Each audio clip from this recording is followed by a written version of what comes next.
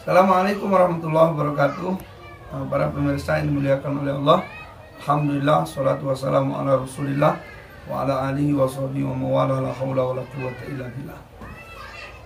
Baiklah, ini masih pertanyaan. Jadi tadi ada beberapa pertanyaan. Ini pertanyaannya masih masalah warisan. Ingat ya, kolom kita ini, channel kita ini tanya jawab seputar masalah awalus saksiyah, masalah hukum keluarga. Boleh masalah pernikahan, boleh masalah perceraian, boleh masalah masalah hadonah, aswana, boleh kemudian masalah zihar, masalah li'an, masalah illa, masalah fasak dan lain sebagainya. Boleh juga nanti misalnya masalah yang berkaitan dengan hukum keluarga. Nah, tapi ini yang masuk masih masalah warisan. Seperti yang banyak orang penasaran tentang warisan. Kali ini ada pertanyaan, Pak Ustadz, ada yang disebut dalam warisan adalah asobah. Nah, sementara di dalam warisan itu ketika dibagi, rupanya asobah ini banyak. Ada yang mengatakan aku ini saudaranya, aku ini asobah, berarti aku yang menghabiskan sisanya. Kemudian yang satu bilang aku ini ayahnya, aku yang menghabiskan jadi asobah. Kemudian di situ ada cucu laki-laki, dia katakan aku pula yang asobah. Ini macam mana Pak Ustaz? Apakah asobahnya itu dapat semua kemudian dibagi rata atau macam mana? Baik. Asobah itu ada 3. Ada yang disebut dengan asobah binafsi, ya. Ada yang disebut dengan asobah bil ghair, ada disebut dengan asobah ma'al ghair. Jadi asobah binafsi, dia menjadi penerima sisa karena dirinya sendiri, dia nggak perlu orang lain. Sementara asobah bil ghair, dia karena ada laki-laki sehingga anak perempuan misalnya dia akan mendapatkan bagian asobah, saudara perempuan misalnya akan mendapatkan bagian asobah.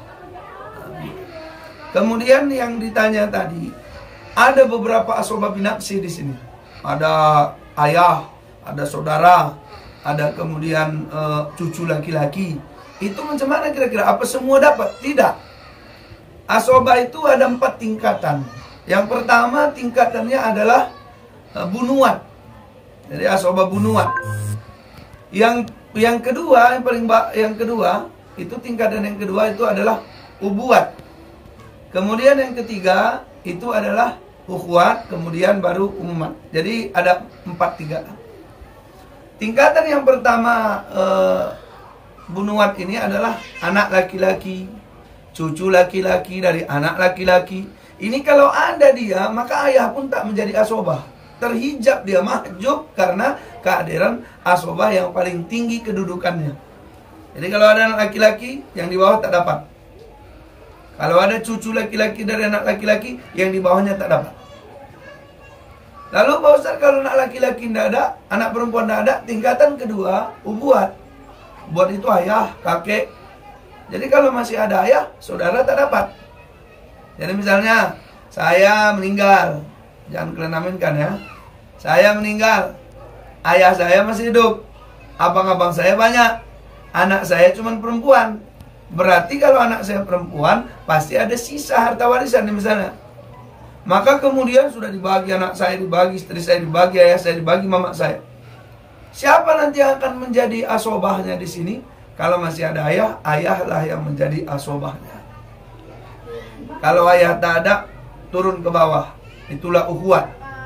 Ukhuwat itu adalah saudara. Jadi saudara laki-laki menjadi asobah binafsi. Dia mampu menerima sisa karena keberadaan dirinya sendiri. Kalau tidak ada anak laki-laki, tidak ada cucu laki-laki dari anak laki-laki, tidak ada ayah, barulah kemudian dia mendapatkan asobah, penerima sisa.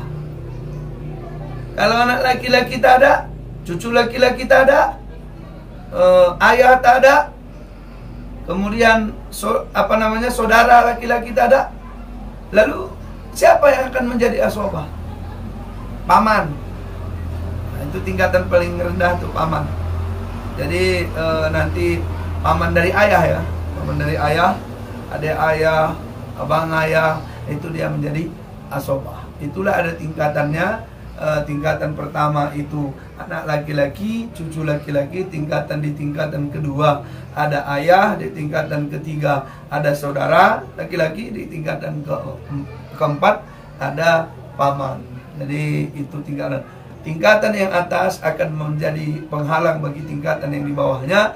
Jadi kalau ada anak laki-laki, ada cucu laki-laki, maka otomatis ayah kita, saudara laki-laki kita, paman dari ayah mahjub karena ada tingkatan yang lebih tinggi dalam masalah penerima sisa dalam warisan. Saya rasa itu saja. Pertanyaan yang masuk, silakan terus tanya. Kita akan menggali apakah itu kajian masalah warisan, apakah masalah pernikahan, apakah masalah mahar, ya, apakah masalah talak rujuk, apakah kemudian masalah yang lain seputar ahwalus saksiyah. Saya rasa ini saja. Terima kasih. Assalamualaikum warahmatullahi wabarakatuh.